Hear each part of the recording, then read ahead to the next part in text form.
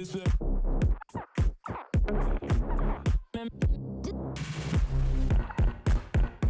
up, guys? Welcome back to the Social Standard Podcast. My guest today is Lia Haberman. She is a well-known voice in the creator economy. If you don't follow her newsletter, you've got to do it. It's called In Case You Missed It, and it's Buffer actually listed it, I think, as one of the top newsletters to follow in 2023. So she's here. She also is a really interesting person for this conversation, just because she's an instructor at UCLA Extension, where she teaches creator economy, influencer marketing to all of the up-and-coming Gen Zers that will probably be working for a lot of the brands and agencies that listen to this podcast.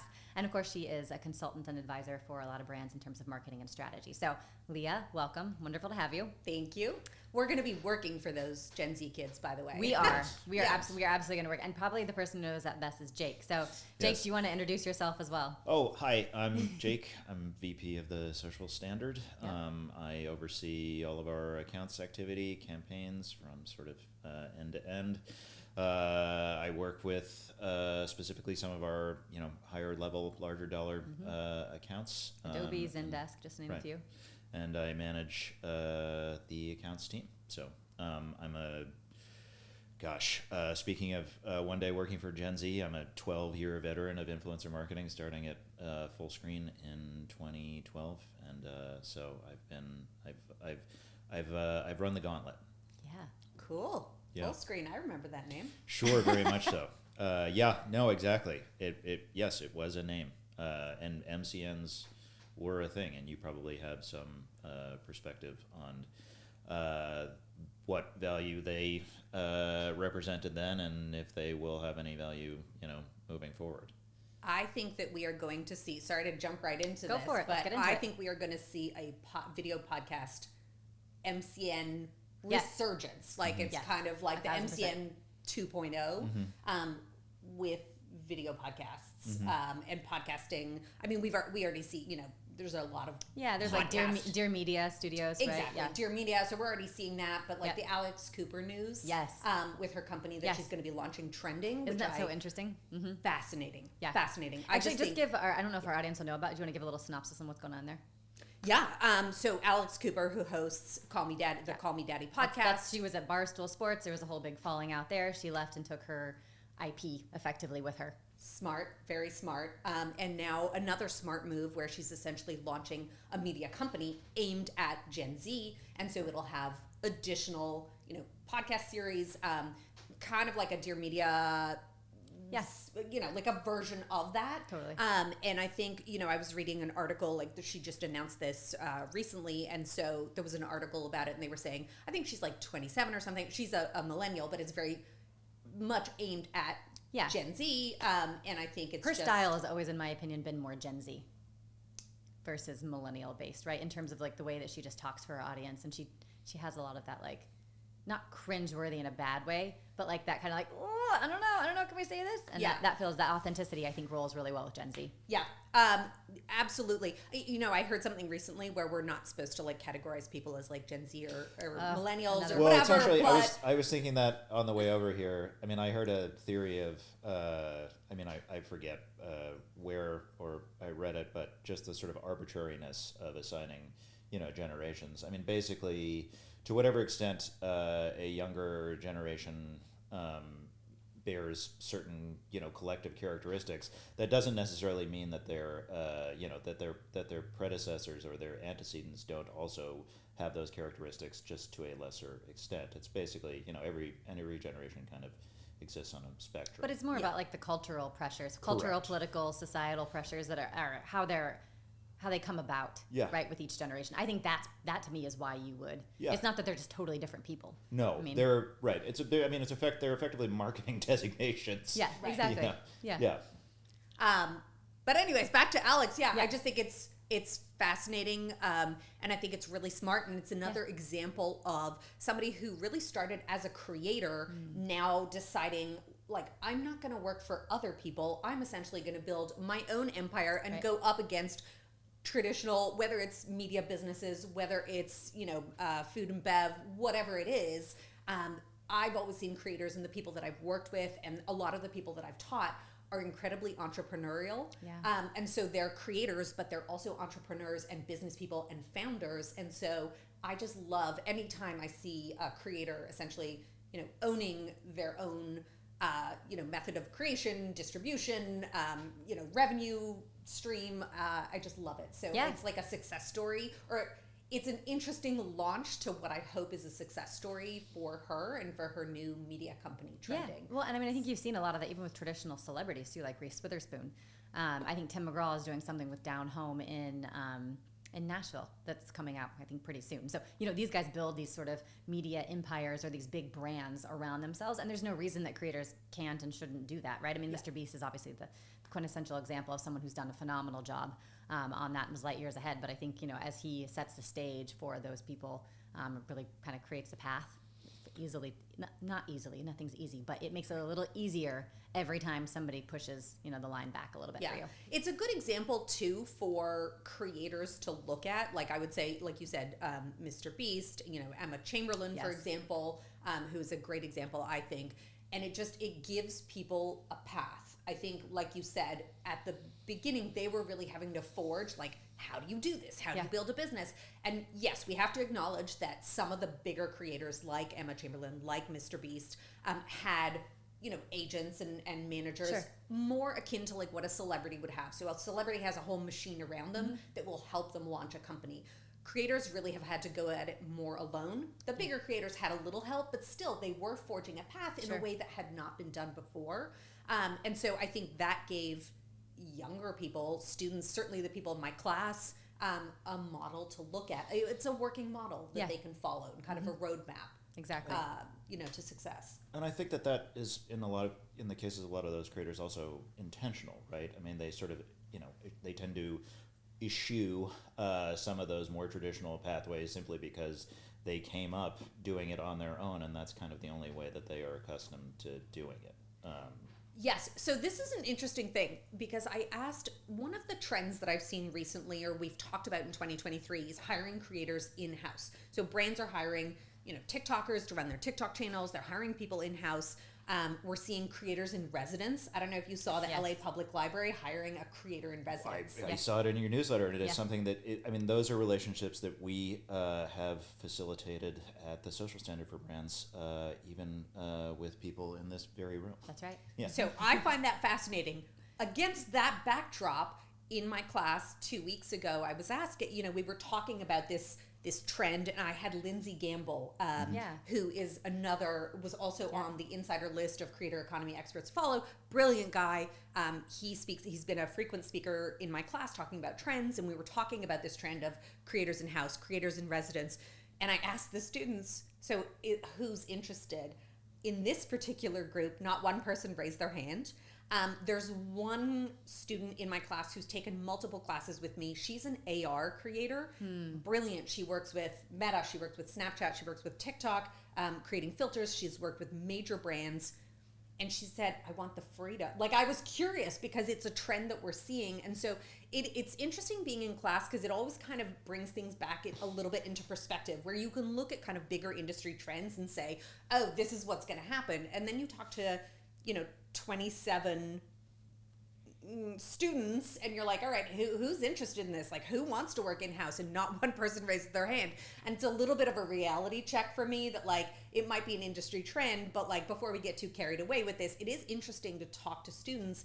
And they, these students, and I asked her in particular because she said she wasn't interested, the freedom, like, she loves the freedom to set her own schedule. And it kind of goes back to a little bit about what you were saying of, like, these are people who started as creators, as, they're essentially entrepreneurs, like self-employed people. And so not everybody wants to go in-house. I'm Gen X, so I look at going in-house as like, oh, it's the ultimate safety net. Like I want that stability and safety of a paycheck. For somebody that's come up and only made money so far as a creator, like, for some people, there's just no appeal or value to going in-house. And it was just interesting for me. It was a little eye-opening that, like, oh, they're not all embracing this. And I think sometimes it's good for my generational perspective to hear what the students are thinking, because it kind of reminds me, like, okay, what I look at and through my lens, what might be a good deal, what might be beneficial to a creator is completely different to somebody who's 21, 22 and a full-time Well, creator. but I think you're also a little bit on the idealist. Like you live in an ideal. In an ideal world, I would be, Yes. if I'm a student, I would be a creator and an influencer and running my own thing. Of course, that's ideal. Wouldn't everyone love to do that? But I think if you sort of overlay statistics on small businesses in the United States and the number of people who are actually not risk like enough to do it, number one, you have to have the confidence to do it. And number two, you're not really successful that often. Most startups fail, right? Most small businesses fail. And so I think that there is probably a gap there between what they want to do and what they will do.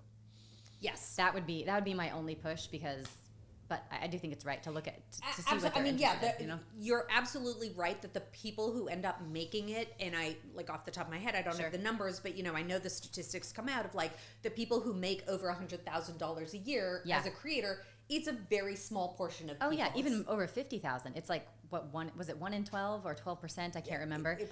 That's how many people actually do it. It's really small. Yeah. Yes. Which is why it's a side hustle. In a lot of ways. For a lot of people, right? yeah. Which is also what I think brings us sort of back to that, like social media managers as like these important figures, because they have figured out how to be a creator and they do know how to make content and they can do it for brands. And social media managers have become influencers in their own right.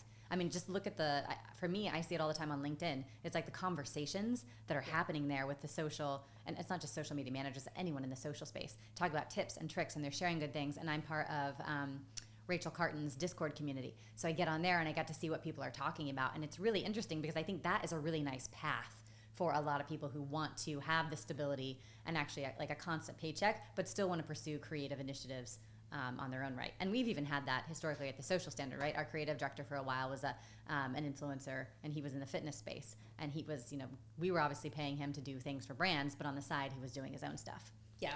That idea of like, I think the social media manager as like the main character. Yeah, that was her. Yeah, that has become a thing, and it's something that I have seen. I mean, throughout kind of the span of my career, the amount of power that a social media manager has, I think, has always been underestimated, just in being like the front door to your brand. Yes. And I think social media managers, you and I have talked about this, but it's like they've got a sense of humor, they've got a perspective, and I think sometimes the success of a brand on social, it's not about the brand. Like you can have a playbook, you can have brand guidelines, but it is a good social media manager who is really creative, really talented, and is able to like bring their voice to everything that they're putting online is amazing. And I almost feel like accounts should be signed by social media managers so that and you could follow somebody around like, oh, this person, went from McDonald's to Coca-Cola to Domino's, for example. And I completely agree. And Rachel Carton, also, I have to just chime in that also love her newsletter. We often get mentioned in the same conversations. Totally. But I think what she does is excellent and so valuable for social managers. That's right. And Rachel, if you're listening, we need you to come on the podcast. One thing that Jess and I talked about was sort of the earlier iteration of this in the publisher space, where you had a lot of publishers who had, who basically elevated social media managers or elevated, editorial staff into on-camera talent, particularly sort of during the height of the, pivot to video boom that publishers were adopting. You said BuzzFeed, Bon Appetit, Refinery 29. I mean, these were all companies that either had vast creator networks of whose, IP they sometimes had stakes in, or had, just sort of elevated people that were otherwise editorial staff into on-camera talent. And now a lot of those, whether it's, Molly Boz or Alex Delaney, Refinery 29, I believe the woman's name was Lucy Fink. Yes. Yeah. Oh, I remember. Yes, her videos. Yeah, exactly. Yeah. All of whom have, now basically spun off into being independent content creators and influencers in their own right. So I think there is probably among your students a wariness to adopt that sort of relationship with a brand, because unlike a publisher, you are going to be beholden to a particular interest and point of view for many years thereafter, and that might damage, or not even damage, but certainly make an impress upon your own personal brand to an extent that, say, working for a publisher might not, right? I mean, if you're working for, say, McDonald's for 2 years versus Bon Appetit, via Bon Appetit, you're going to be associated with any number of advertisers, sponsors, and cuisines, whereas, working for McDonald's, you're working right, on exactly. But it's probably more of a style that you're Exactly. associated with McDonald's, right? Whereas the publisher, it is their brand and what their content. The interesting thing, I have so many thoughts around this, and one of them is that the fitness industry, a little bit like the publishing industry or media, fitness has been really good at kind of growing their own in-house influencers. You look at Peloton, and just what they have done with building their own, like essentially nurturing kind of their own creatives and turning them into influencers, I think has been amazing.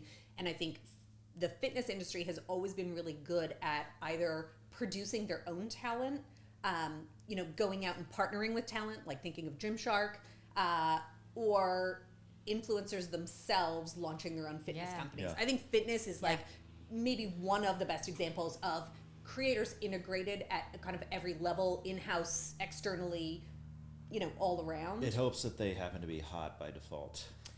They're very, they're aesthetically, conventionally attractive, which, helps putting them on camera. But I think, you can have a hot person. A hot person does not necessarily translate to a great creator or a great influencer.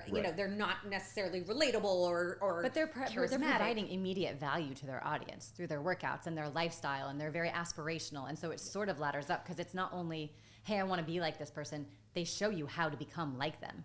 Right? Yes. You can do my workouts. You can wear my clothes. You can take my supplements. Right?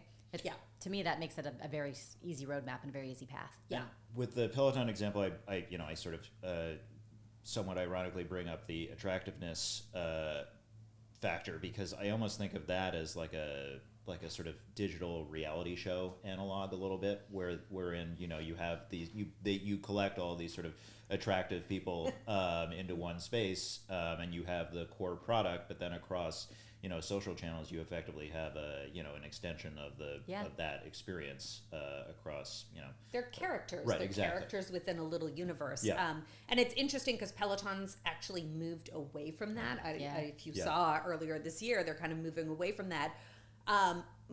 Is that the right thing to do? I don't, clearly, I don't know what their long-term vision is, so it's hard to say it's the right or the wrong move.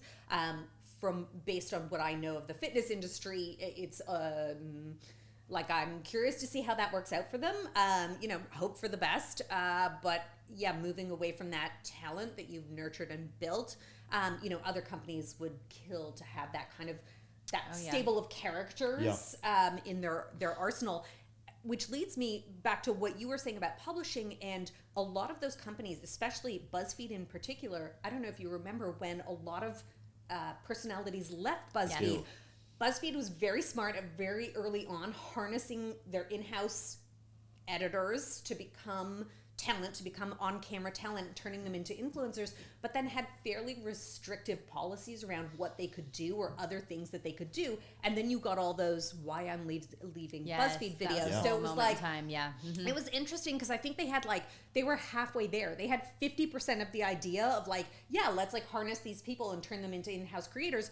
But then it kind of turned on them because I think they tried to put too many guardrails and restraints on what these people could do. Yes. And it backfired. Right. And they also retained ownership to the extent that they were spinning them off into standalone channels. BuzzFeed, I believe, was retaining ownership of, But that I think is a smart thing, though, right? Right. Yeah. And it's if you look at the WWE model, that's basically what they do, too, right? I mean, those guys are the OG in terms of creating characters and monetizing them and personalities and all of that. That's what they did. They always own everything around it, which now I think when you insert things like NIL rights and all this, and I think we're sort of decoupling a little bit. But if I'm a brand, I'm actually looking at the BuzzFeed model and saying, what are the learnings from this? Because if you're a brand and you hire 3 social media creators to come on and be the face and the voice and the personality of your brand, what do you do when they leave?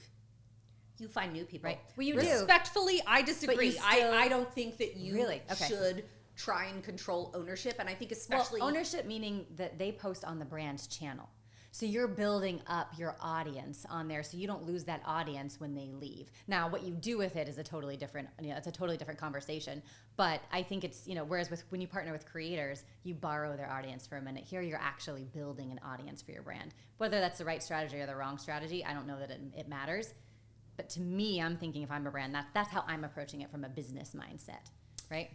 Yeah, I think even social managers, I think like not only are creators not platform loyal anymore because of the volatility and all the changes we've seen, I think Gen Z, and again, I don't want to kind of lump them all together, but like young people in general have less of a corporate loyalty because it's not returned, because there's no, there's nothing in it for me if I'm a young person and I'm joining a company.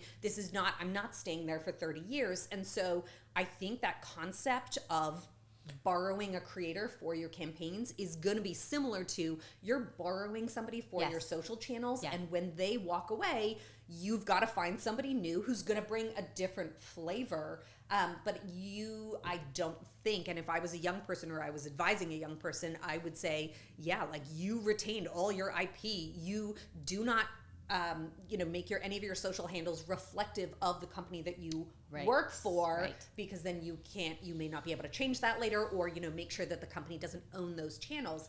I think it's really, we have gotten to that stage where every single person, from an intern to a social media manager to the CEO, is their own brand. And so brand, corporate brand is kind of less relevant, and there's less loyalty there. And so I think it's really every individual for themselves is the way that we are moving right now. Gosh, but I hope not, in a lot of ways too, because I feel like that's where you start to get really junky products that you can't control for quality on, because people, if no one's loyal to you, why do you build anything of sustenance? But people are going to be loyal to the creator who launched this company, or they're going to be loyal to the founder and their story. Yes, and I think that's why we've seen so many DTC like entrepreneurs and founders come in front of the camera, and they've had a lot of success too. I think I had interviewed, and they've also inherited a lot of liability. Like Liver King or Great Jones, or any what was the other one? Another one of those DTC. Tarte. There's been a lot of drama around the Tarte CEO too. Yeah, that's right. But to piggyback on my earlier diatribe about generations, I do also think that this the discrepancy in attitude then versus now sort of speaks to not just obviously the preeminence of the youngest generation, but the whole culture kind of evolving along with them. That BuzzFeed those BuzzFeed incidences took place in a very specific context, which was the sort of pivot to video, right? Wherein a lot of these publishers were simply, vastly overvaluing that legacy content, those video libraries, as if they were going to have, enormous ancillary downstream value. Of course, that didn't pan out, and it cost them, one, those relationships, and two, reputation. So, per your point, I'd like to think that brands and publishers, but also, brands who will be hopefully adopting this practice as well, are much savvier now about, what they need to actually, codify and retain from these creators. Yeah, I would say treat them as an asset, not a liability. And I would also recommend, there was an article written in 1997 in Fast Company by this guy called Tom Peters called The Brand Called You. Everybody should read that. It was in 1997. Wow. I'd say essentially this guy predicted, social didn't exist, so he wasn't able to necessarily bake in the idea that we'd have this distribution channel for speaking for ourselves, but it essentially foretold this idea that every single person at every single level in the company is essentially going to become their own brand, and how you should think about that and nurture that and protect that for yourself. Anyways, something I have my students read every semester. That's a great read. I'm going to check that out. And I think that makes sense too, because the reality is, I sort of have this theory that where like the US is going is much more towards smaller businesses, because I think if you look across the board, whenever I go to like any larger entity, employees just don't care. about doing their job or customer service or anything. And they don't care because it is more about like them and what they're doing in their personal brand. So to me, what I hope is that this then spawns a whole bunch of small businesses and a whole bunch of like personal brands do that. And then people get to do really interesting things. And then you don't have to worry so much about risk, right? Because if it's you and you're, whatever, 100 employees, that's a lot less risky of a situation to have somebody come on and do social media and be the face versus the CEO of Procter & Gamble. Right? Like, they're looking at like thousands and thousands of employees. And so there's a lot of legal stuff and you get sort of wrapped up in all of this. So I sort of think this is a time for small businesses, I guess is where I'm going with that, which I think ladders up to creators. Yeah. I mean, I would say to me, it's kind of like we're into like a barbell era where it's like a lot of small businesses and then a lot of giant businesses that are gobbling everything up. Yeah. So it's kind of, we're seeing things at both extremes. And, I think there's ways to make it work at both extremes. And, I'm a corporate girl. I love large companies. Sure. I've worked for very large companies. And I think you have your gems in there. You have your, superstars in those companies that are doing amazing work. But, to go back to like the idea of labeling a social channel, and kind of crediting it to who is running the social channel, like, I think it's interesting, and I think a social media manager should get, at least if their voice is on there, should get, at least a byline in a way. Oh, sure. In the same way that who's the CEO at this company or who's the CMO at this company. They've got a lot of visibility. Again, everyone has a brand, and so if you're a social media manager, part of your brand is that visibility running the social channels.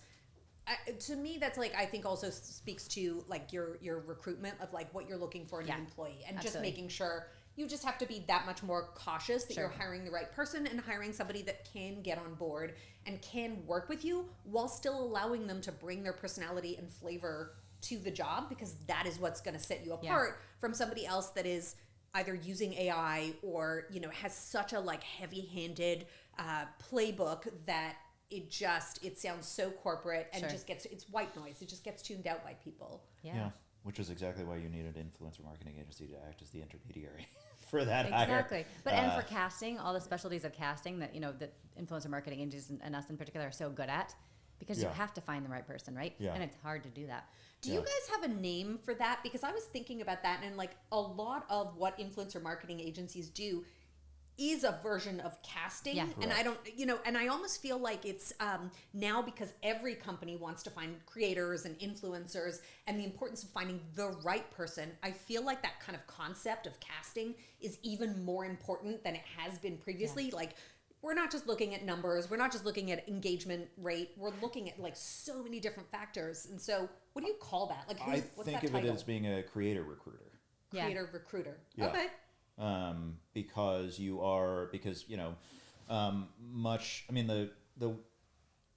workflow for influencer marketing is not all that different than the workflow from recruiting, period. Right. But in this case in particular, when you're looking to establish a longer term relationship, you are effectively acting in the same modality as, say, a contracting or outsourcing agency. Mm-hmm. You're managing that person's payroll and paperwork. You're prospecting that person. You're facilitating all of the interviews, but they are not going to be working within your organization to the same extent that would be a full-time employee. Right. They're going to have many similar obligations that would differentiate them from an influencer, from a pure influencer per se.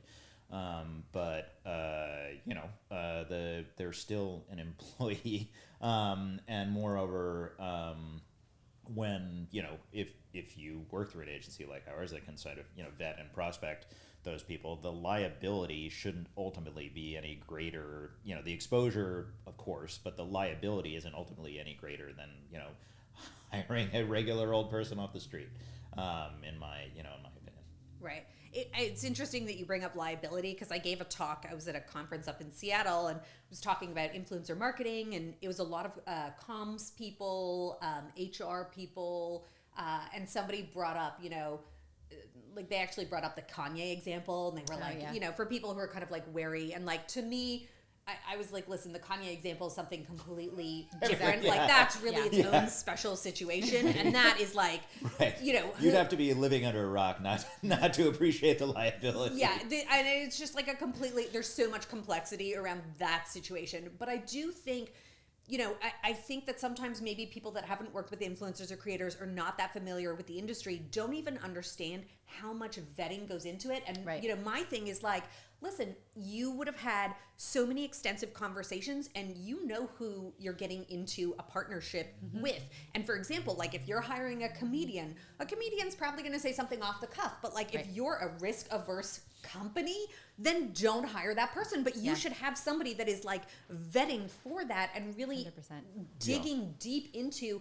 And so it's not just a whim. It's not just we're going to hire this celebrity and then freak out when they implode and something goes wrong. It's like, no, you would have like looked into I don't think people on the outside don't realize how far, you know, influencer or creator recruiters dig into years worth of feed, scrolling, comments, like every single, you know, Google search, like everything. You're looking into every aspect, and then you're making a calculated risk. Like, okay, this person entirely great, we're going to hire them, or this person, there's something questionable, and if we end up hiring them and then shit hits the fan, you know, excuse my French, like you had a sense, and so you should anticipate that. You have a plan in place for like, we know that there was a problem with this, where we are going to anticipate for that, and if anything goes wrong, here's our response to that situation. But, you know, I don't think that the you know, people in corporate America necessarily appreciate, like, these are not just people hired on a whim.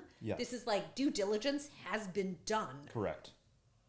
Yeah, and I think that that's why, I mean, at least to the extent that there is this tremendous demand, where the supply side is, I don't think that anybody but an influencer marketing agency is necessarily equipped to, you know, to fill that void. You're not going to go through a traditional contracting or recruiting agency. You're certainly not going to trust your, you know, own HR department to do that, but perhaps at the last, you know, stages, you know, when it comes to actually figuring out the legal P's and Q's. I do think that, you know, for my point, to the extent that the workflow is very similar, really only, you know, an influencer marketing agency is probably going to be equipped to facilitate that for you. And we have done it. I mean, and it's only getting I'm more speaking popular, from some right? experience. Yeah.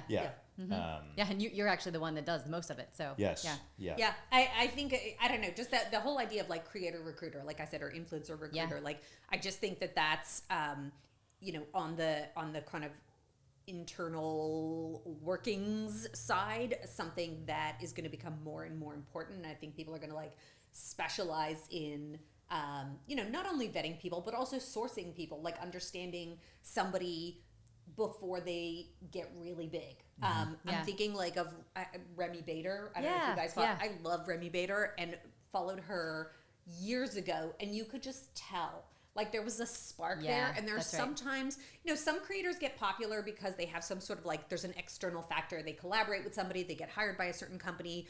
Some people, it's just kind of like really hard work. And then some people just have kind of like a star quality in the same way that there are certain actors that just like pop on screen. And you see certain creators that like very early on, you're just like, oh my gosh, this person lights up the camera. Like they're just magical. Yeah. And I felt like she was one of those people, and somebody who, like, it takes a special talent to be able to spot those people and be able to distinguish between them and somebody else that's putting out similar content, but just doesn't have that presence that they have. I think that's right. And I think we saw a big shift in terms of that when Instagram started incorporating video a lot more. And it was like the types of creators that we had to look at if you wanted to do a story were much different than the types that were just doing in feed, because we found so many influencers who were great at like still posts just fell so flat in video, and they couldn't be video creators, and it's a totally different thing. And we've done actually quite a bit of research into it to see, like, you know, people in front of the camera really do, like, that is the goal. If you want to move the needle on sales, you need somebody who's going to be really great and in front of the camera. Yeah. And those people, to piggyback on that, those people might not be able to do live video, which is a completely different thing. And I think a lot of people are like, how do we crack the live code? And it's like, it's not as easy. Like, I don't think you can just, creators are not interchangeable in that way that, like you said, somebody that does like a feed, like a polished photo is different than somebody that does produced stories or reels is different than somebody that does live, and those are like different talents, and you can try and nurture those, but it's not, people are not interchangeable, and everybody kind of brings their own thing to it. So I think that's interesting too. And yeah, what I you're agree. Looking for in a creator. So it's like if you're the brand, you got to say where do you want to be? What's your most important platform? What's the type of content that's there? And that's sort of how you ladder up to the type of person that you ultimately need to hire. Yeah. Right. Yeah. I think it's super interesting, and I do think that it makes me wonder, because I do a lot of the social media for the Social Standard, because I feel like it is that is the way. That's the presence that that's how we show up in the digital world, right? And so to me, it's a little scary, not scary, but a little bit, right? To say, like, who am I okay with someone else being the face of my agency, right? And the answer right now is no. Eventually, yes, of course. But I think a lot of brands are going to be doing, the exact same thing. But it's a very exciting time, I think, to be doing this sort of stuff. And social media managers are getting their due. Yes. At this point, and they're about to become the next level of celebrity, I think. Yeah. Yes. Yeah, they'll be the Peloton of of DTC, world. right? Yeah. Exactly. Yeah, but you think about brands, and it's like they have a really, if they can build a digital presence in a world and a brand that is really cool and fun and talented and social and gives them a lot of runway to do a lot of interesting things, that's a huge recruitment tool, right? Yes. Because people will be lining up to be, let's say, Taco Bell, for example. Maybe they'll be lining up to be on the social team at Taco Bell, right? I know I follow someone who is in Nashville and does social media for Lyft, and she just posted, like, hey, it's the time, like, come work for me. Like, I'm expanding my Brie. On LinkedIn. Yes. Mm-hmm. Yeah. I follow her too. Yeah, certain people just stand out. Yeah, exactly. And so, she's posting about, hey, come work for me. This is the time. And it's like, if that is really a golden opportunity, brands are going to be able to get top talent at better rates, especially if they're flexible in terms of what you can do. And if they do things like bylines, right? And you can set it up, and you can learn from reality TV, and you can create your cast. And what was the show a while ago that had, like, each episode or each like mini season was a new main character? It started out with Matthew McConaughey. Oh, True Detective. Yeah, like True Detective stuff. Like that's kind of an interesting way to learn, right? Yeah. So I was thinking you were going to say through White Lotus, which that me too. There's Jennifer Coolidge's character. Yeah, it was like recurring, but other than that, it was like a new cast each time, and kind of you brought people in, and it's like if you sort of condition people to understand that this is a limited time thing, then that gets excited. It's almost like how Lululemon started that whole like flash sale where it's limited amounts of product drop. You take that and you apply it to social media and to social media managers, and that could create a really interesting chemistry. It's like fresh blood, fresh faces. People are excited. Who's going to be the next person? Like, I think as marketers we get recruited, I feel like recruiters are going to be like cringing, like, oh my God, you mean I have to hire somebody new every year? Like that, Anthology series. You should take an anthology approach to your social media. I kind of like that. And I feel like that would appeal to people's sense of like wanting to hop around and get different opportunities. Well, and it suits how, I don't know if we're calling them Gen Z or the younger generation. It suits how they hop anyway. I mean, I think most of the time when we hire someone who is 25 and younger, my assumption is that they will be with us no more than a year and a half before they want to try something else. And I think that's fine, and we encourage it. We want to help them do that. But I think that ladders up really nicely with social media stuff too. I think you guys, I think you just invented a new concept, like the anthology social media manager. That's right. Track. Yeah. There we go. I love that. We're launching it. We're launching it today. Anthology social. Hey, there you go. Yeah, I think that also speaks to just sort of a larger cultural trend, which for better or for worse is that it seems like younger people are just generally more accustomed to gig work, right? Yeah. I mean, across industries. And in some part, corporate America has kind of forced that on them. Correct. Yes, that's the word. That is the better. That is the worst versus the better. Foisted it on them, but the environment has been set up. It's not like these people are rejecting stability, rejecting good paying jobs. There are a lot of layoffs. There are not that many good paying jobs. You've got to kind of really work your way up. When loyalty is not extended, it's not returned. Right. Yeah, and I think that has also, facilitated the other thing we're talking about, which is needing to be much more outward facing with your career. In other words, needing to project your personal brand, your value, your skill set across platforms to be kind of, forever selling yourself. That's the number one request that I get right now, actually. So I consult with different companies, and I would say the number one request that I get from companies is to come in, and organizations too, is to come in and help their employees develop their personal brands. And I think that there's a sense that like it's good for the company, it's good for the employee, and it helps with retention in feeling like the company's invested in your future and your success. But so we don't sponsor MBAs anymore. We sponsor personal branding sessions. Right? Yes, exactly. Well, it's sort of an interesting. It's almost sort of an interesting corollary to the massive consulting industrial complex that exists across corporate America, which is basically built to identify highly productive internal stars. You are now basically being asked to sort of prospect and nurture people that can be outwardly facing stars to some extent. And companies, I think, are increasingly seeing as much value to that person, to the person that can be sort of the public face of the company outside of what was, that was traditionally the CEO's role, really. Sure. Up and down the organization. Yeah. 100%. I think about like that quote, like a rising tide lifts all ships. Right. And that's essentially what we're looking at. It's right. like, it's good you want your CEO to be very visible. For a long time, that was the primary role in the company, was with the CEO. And now it's, listen, if your social media manager gets famous and is interviewed, if you're, whoever it is within the company, it's good for, like, as long as it's positive value, coverage, right? It's good for the company. And other organizations like trade organizations that have reached out to me and are just, they're concerned for their members, and they're like, listen, like, this is important. This idea of personal brand, and we're all brands, like, is really important.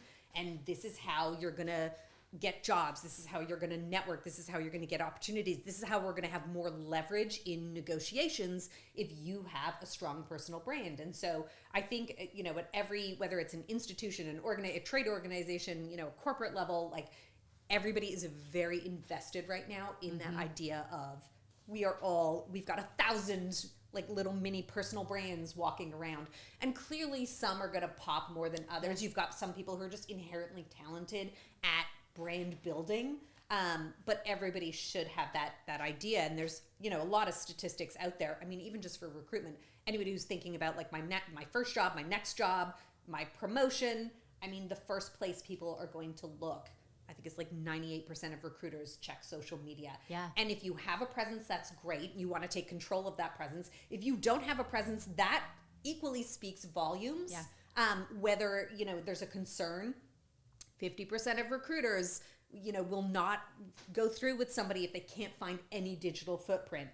Because that's a concern of like, why are you not online? Are you hiding something? Are you not technologically literate? Like, are you not proficient in these platforms and at this technology? And so it's like, whether you show up or you don't, it's saying something about you. And I think just taking control of like your personal narrative and owning that and shaping what you're saying about yourself so that it creates the perception within other people, super important. Yeah, well, I don't know. I'd say it's because real G's move in silence. Yeah, that's kind of what I was thinking. That might be for like for the top layer of people, right? Right. And there are going to be some people who are in professions, maybe secrecy is something, not secrecy, but like, having a little caution is something that you want versus someone being crazy. And the thing that I wonder about for anyone who is in college and kind of above, maybe like less than younger than 30, is how much do you feel comfortable then sharing on your personal, like, does it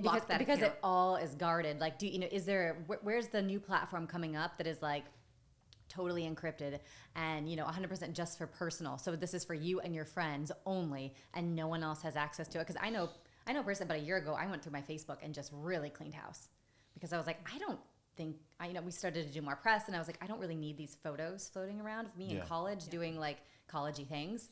I just don't really need that out there. But screenshots live forever. They do.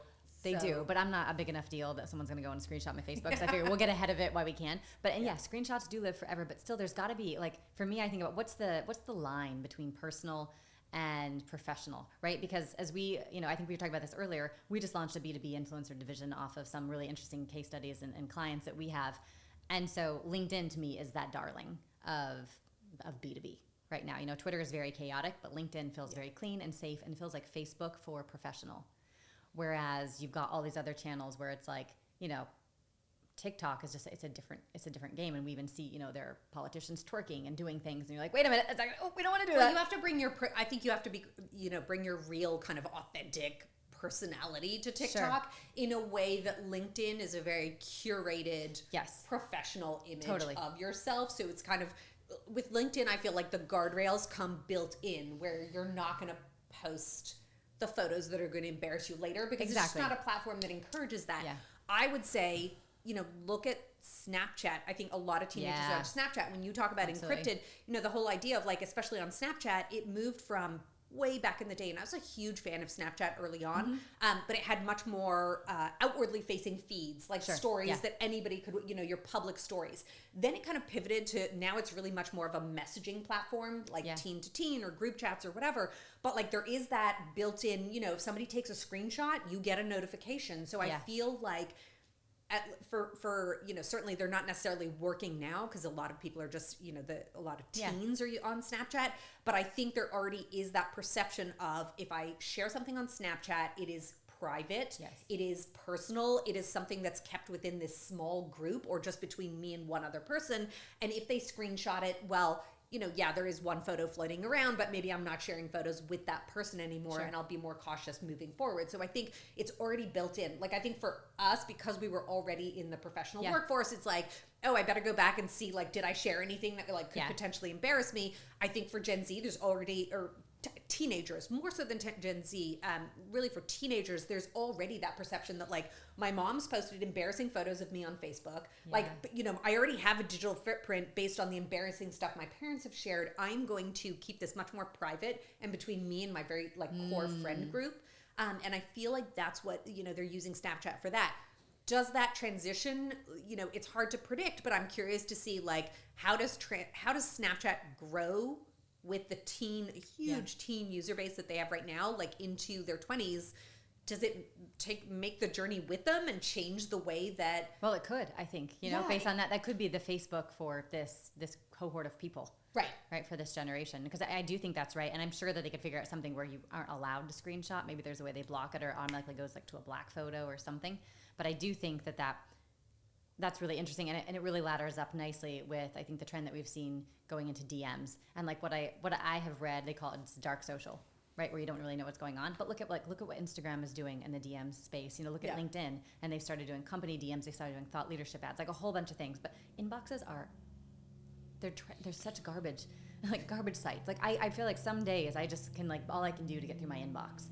Because AI has just ruined this for everything, and everyone's subscribing to a million different newsletters, and it's overwhelming. And so where do you go to actually communicate? And they don't want to do it on SMS.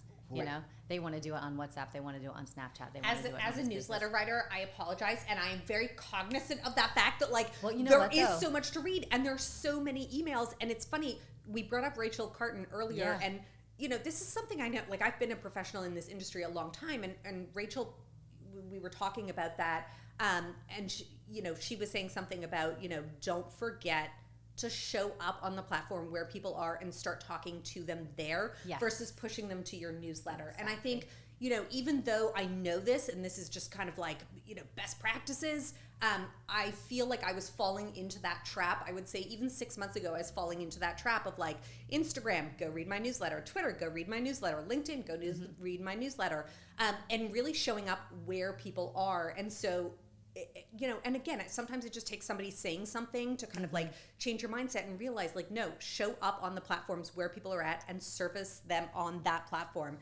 And so that's where, I decided to start uploading my newsletter to LinkedIn. So if you're on LinkedIn, You don't have to open your email. You're going to read it right there. That's what I love. If you're on Twitter, I do a Twitter thread now. If you're on Instagram, I do a recap of the top stories, so you don't even have to click through.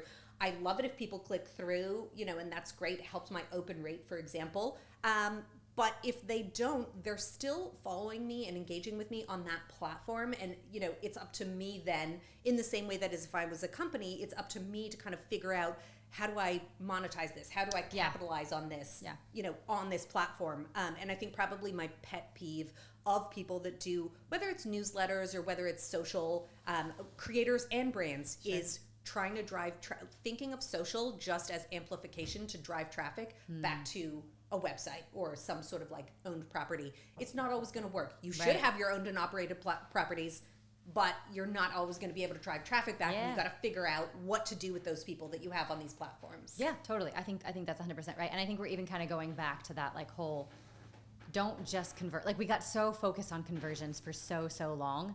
And I think brands just sort of need to take a step back and remember, like, how do we use this for like top of funnel all the way down to like very bottom. And I think I've seen a lot of online conversations about like, influencers aren't just for this. And we still have that conversation too, to say, look, they're at the end of the day, they're creating content, which is something you have to pay them for.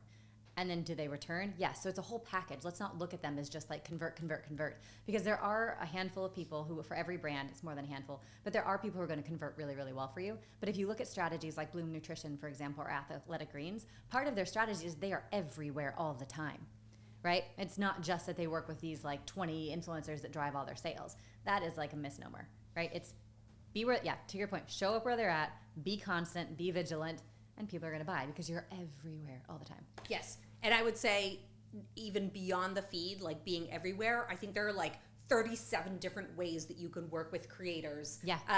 And I think it's incumbent on you, as a brand or as a marketer, as an agency, to figure out like what can we do with these people beyond just showing up in the feed. And there's so much more you can do, so many more integrations that you can have.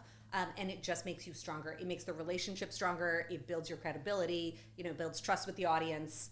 There's just so much more that you can do. And I think we're just kind of at the tip of the iceberg right now in terms of what we're able to do as an industry. Okay, so I want to switch gears a little bit and talk more about B2B influencers and kind of what you're seeing in that space. Because you, again, even though your audience is more creators and B2C brands, you yourself are a B2B influencer. And that you're in that world that I think I'm also in the LinkedIn community where we're all sort of figuring this thing out. So what are you seeing in the B2B world, and what do you think brands and even people who are kind of becoming influencers can and should learn from the B2C space? Yeah, I mean, it's interesting that you say that I'm a B2B influencer. It's funny, I don't think of myself in that capacity, but like, I guess everybody on LinkedIn is essentially... I mean, you have two people here that are being influenced by your newsletter regularly, exactly. right? Yeah. So. I mean, makes me feel so powerful. Yeah, exactly. Yeah, I mean, all evidence to the contrary, you're sitting with 2 subscribers. Right. Exactly. I'm going to rule the world 2 people at a time. I'll just keep meeting 2 more people. But I mean, I guess, us being on LinkedIn, I think like we're almost all, whether it's for our own companies or on behalf of like another company, we're all advocating.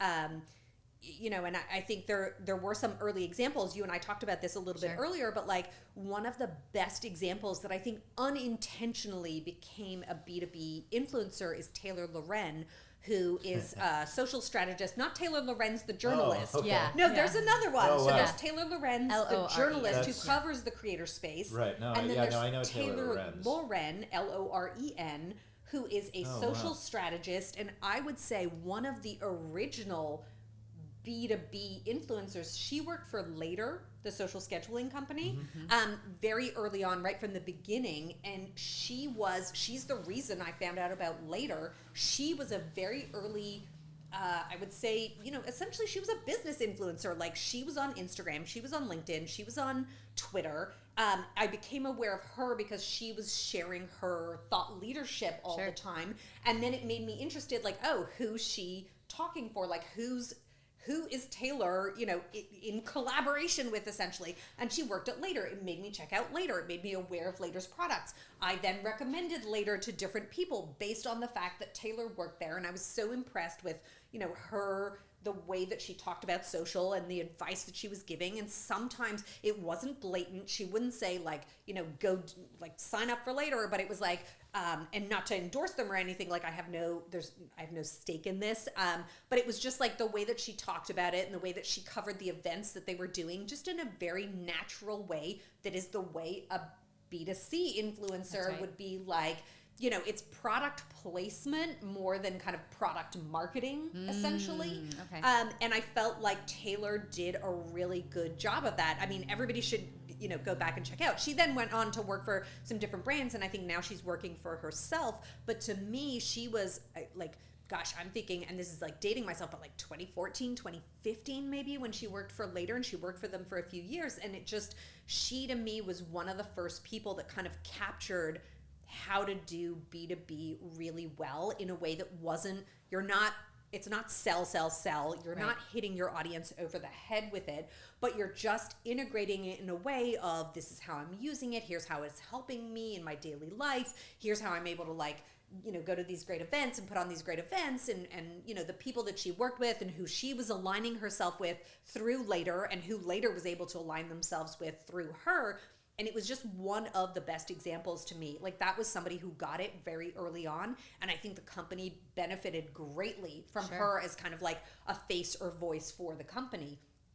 I think we're going to see that, she ended up leaving. I don't know that they've necessarily replaced her in having like, there's nobody I associate with the company now that's like the presence that she had. But I think that we're going to see that with companies that realize the benefit of having these, whoever your employee, tapping into your employees. That's right. And I always say that when I work with companies, before we go out and look for influencers or creators, let's look internally just at who you have as your internal talent or business partners, or, whatever it is, whoever's working for you already. Can we tap into those people? Let's look at them first before we go out and hire externally. And a lot of times you will have these superstars. And I think the people that are going to excel and the companies that are going to benefit from it are people that are able to integrate this. Like I said, it's product placement, and the integration is so subtle but effective that, the affiliation, the social proof that you're able to get by having these people represent your company, I think is going to be super effective. And the companies that jump on this are going to be able to really see a lot of success through that type of marketing. Yeah, I think so. And I mean, if it's any indication, I mean, LinkedIn launched their thought leader ads, right? Yes. Which allows you to highlight, employees and their voices. And I think that's interesting because it is something that companies have tried to figure out for a long time, and this gives them a path forward on it. And it makes a lot of sense. And I think we've had these discussions internally as well. Our CRO Dylan has almost 28,000 followers on LinkedIn. It's like, oh my gosh, we had no idea. So there's a lot of those things where you do have to kind of look at that stuff. But I wonder if, and this is pure speculation, and who knows in the next 5 years if and when, which I believe this will become a big trend. Then as an employee, do you get representation for your following, and how does that ladder up with your employee? With your employer. And like when you hire someone, are you hiring someone that says, I've got 100,000 followers on LinkedIn? Is it written into your contract that you're going to post a certain amount of times, or you're going to do a certain amount of things with a brand, just like we would if we were sending an influencer on like a PR trip or an experiential event? Or for that matter, hiring, an influencer or a celebrity for, a honorarium position on your board, or or at a C-level, executive position.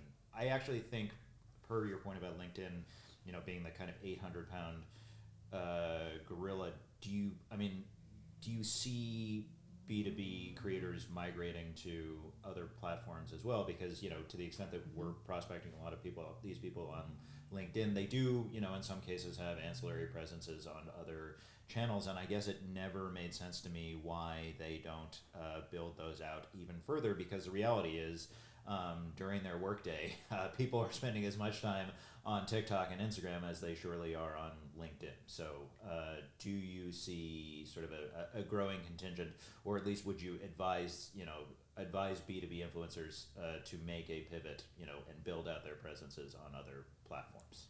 I think as much as chaotic as Twitter is, I still think that there are a lot of entrepreneurs, a lot of B2B creators and influencers on Twitter. Many of them shouldn't be. I'm maybe. I'm a longtime Twitter user. I've never given up the platform. I can't. I'm a diehard. I'm not a diehard. I've always been anti-Twitter until recently, and now all of a sudden I'm actually really bullish on Twitter. It's still my until they platform. unplug Twitter. I will be there till the very last day when the last tweet is sent. And there was a while there for the past 6 months that was like, is this it? Is this my last tweet ever? And in the same way you thought about like your first tweet, there's all those tools where you can find your first tweet ever. And I'm like, what do you say when you know it's your last tweet ever? I will be there till the end. I do think a lot of people are on Twitter. I hope, they have a new CEO. Like, let's see if she's able to turn it around and what she's able to do with that. I do think a lot of people are on Twitter. The people that I see on LinkedIn typically are also on Twitter. Some of them are launching newsletters. I think it's tricky. I mean, I think at this level, like we know that anybody in the kind of C-suite probably already has an agency that's helping them with their LinkedIn. Probably also has an agency that's going to be helping them with their newsletter if they put one out, because they're busy, whatever it is doing, running the company, raising funds, whatever it is. And so they don't necessarily have the time to do that. The other place that I'm seeing people show up, a lot on Discord. So a lot of the kind of, I would say, entrepreneur creators or creators that help other creators understand the business. I'm thinking of like Colin and Samir, John Ushai, all of these people have recently launched Discord servers. I have a hard time wrapping my head. The conversation sometimes just goes so quickly, and I think it's just a matter of being used to it. Like, I'm used to Twitter, and I can look at TweetDeck and follow multiple lists and columns of conversations going on. I think it's just Discord. Like, I'm newer to Discord, and so catching up on Discord just kind of makes my brain. I need to adjust kind of my brain. But I'm seeing so many business creators get on Discord and run Discord servers that I think that that's the place. Who knows? It's community management, right? That's what it seems to be like. And I talked to Colin and Samir, and they were like, that was their one big tip, is like, go into it very intentionally, but also, have a plan for like, who is your moderator or community manager that is going to help you manage this. And so, who knows if that lasts, but I would say if there was any trend that I saw this year, like Discord previously, I think was very much considered for gamers. I think Discord has done an amazing job this year at recruiting other types of creators and other types of users to their platform, and being the place that I'm seeing a lot of business creators. But do you see business creators who are like solopreneurs who are monetizing their following and their expertise, or do you see, have you seen any brands get on Discord in a way that is like B2B brands? Obviously B2C brands have done it, but like, I wonder if B2B brands would have success there or not, right? Probably not. I think the way that you could potentially have success is if you had a creator kind of as the face of it. Sure. And you thought about it a little bit like Facebook groups. And I have to give a nod to Facebook groups, because I'm a big fan as a product. Like, the interface of the UX of Facebook groups, I think, is excellent, and it's probably like the best thing that Facebook has going for it is groups. Agreed. And if you find, and that's where I think you could have B2C or B2B, the way that you use Facebook groups, and you think about, you don't want it just to be a broad promotional channel. Like, it's different. You can't go into it just thinking like, we're going to promote ourselves, we're going to talk about the company every day. But if there's like a small kind of, you can find a way to niche down and figure out a subset of your customers, like power users, basically. Power users, and thinking about the problems that they have, and like, is this a space for us to talk about, I don't know, widgets and nuts and bolts and whatever it is that you're selling, and kind of answer those problems and be a channel for these people or people within this industry to talk.